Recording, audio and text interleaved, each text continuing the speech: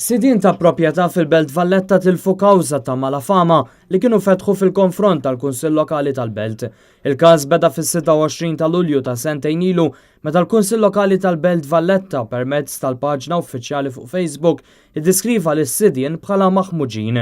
Dan wara li quddiem il-proprjetà numru 119 fi Triq ir-Repubblika is-sidien ħarġu munsell skart, ħafna minnu skart goff, illi faċilment u mingħajr ħlas jista' jinġabar mill-kuntrattur tal-Kunsill Lokali kemm il-darba jintalab dan is-servizz, dan minn barra skart tal-kostruzzjoni.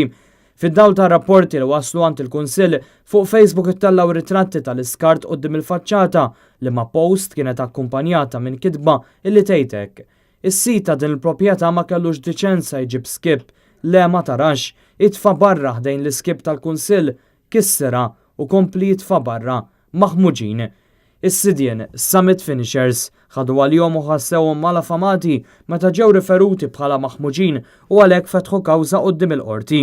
Il-Maġistrat Francesco De Pasquale li quddiem nstemed din il-kawża ikkunsidra li l-Kunsill Lokali ma kienx semma lis-sidien bisimhom waqt li r-ritratti ma kienux jidentifikawhom. Fid-dawl ta' dan il-Kunsill Lokali tal-Belt Valletta kien liberat mill-akkużi ta' malafama.